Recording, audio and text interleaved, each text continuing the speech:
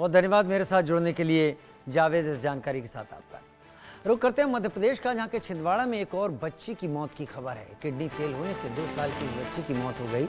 Medical college में इलाज के दौरान इस बच्ची ने दम तोड़ दिया।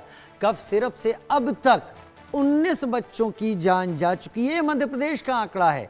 राजस्थान में भी खबर है 2 बच्चों की जान जाने की, और वहां पर भी इस सब को लेकर जांच चल रही है।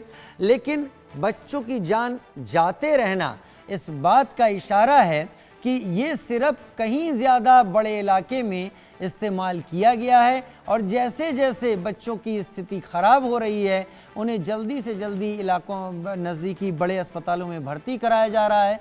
लेकिन क्योंकि बच्चे इस दवा में मिलाई गए तमाम तत्वों के प्रति बहुत ज़्यादा सेंसिटिव हैं, इसलिए उनके शरीर पर ये बुरा असर कर रहा है, और इससे 19 बच्चों की जान जा चुकी है।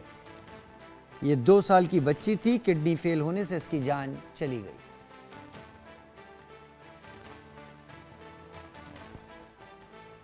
बहुत जल्दी हमारे संवाददाता जुड़ेंगे, और जैसे ही जुड़ते हैं हमारे संवाददाता चेतन सेठ, तो उनसे हम जानकारी लेने की कोशिश करेंगे कि इस सिलसिले में पुलिस और क्या कुछ कर रही है। ये जो चेतन सेठ मेरे साथ जुड़ गए हैं। चेतन, जरा पहले विस्तार से दर्शकों के लिए बता दें, ये पूरी घटना जो नई हुई है जिसमें एक बच्ची की जान गई है, इसके बारे में विस्तार से बताएं। ये भी बताएं कि कुल कितनी मौत हो गई हैं। ये भी ज़रूर बताइएगा कि इस दवा का फैलाव कितने बड़े एरिया में है जहां अभी पता नहीं चला।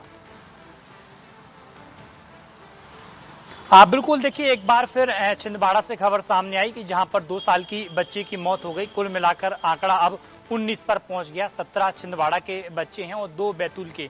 कुल मिलाकर मध्य प्रदेश में सिरप ने 19 बच्चों की जान ले ली। इसको जहर का सिरप कह सकते हैं, साफ तौर पर कहा जाए।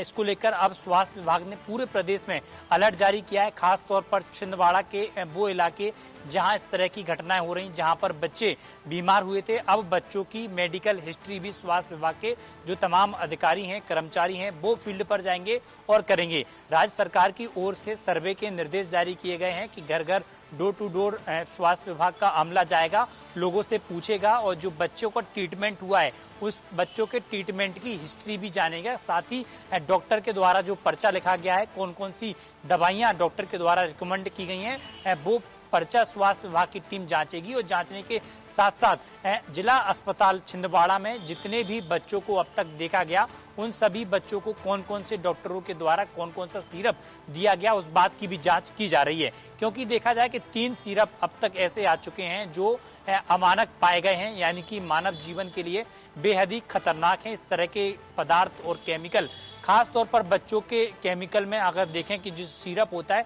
सिरप कड़वा होता है, उसकी मिठास बढ़ाने के लिए अलग अलग प्रकार की जो कंपनियां हैं वो उसमें मिठास बढ़ाने की कोशिश करती हैं। मिठास बढ़ाने के साथ साथ तमाम चीज़ें होती हैं जो मानव जीवन के लिए फायदेमंद भी होती हैं, लेकिन कुछ लालच के चक्कर में, क्योंकि देखें कि अमूमन ब्रांडेड जो सिरप्स हैं वो लगभग 150 से 200 रुपए की आती हैं, और जो लोकल सिरप हैं, छोटी कंपनियों की सिरप हैं, वो 50 से 60 रुपए की आ जाती हैं, जिसके चलते इस तरह के पदार्थ मिलाया गया है। हालांकि कहा जाए कि बच्चों के लिए पूरी तरीके से सिरप नहीं, जहर की शीशी इसको कह सकते हैं कि जहर दिया गया है। राज्य सरकार की रिपोर्ट में 48% और 2 जो अन्य सिरप हैं उनमें 2% और 1% इनमें इस तरह का एल्कोहल टाइप का जो सिरप्स होते हैं वो इनमें पाया गया है। यानी कि साफ तौर पर कहा जाए कि अब स्वास्थ्य विभाग की टीम पूरी तरीके से अलर्ट है। डॉक्टर पर एफआईआर हो चुकी है, कंपनी पर एफआईआर हो चुकी है।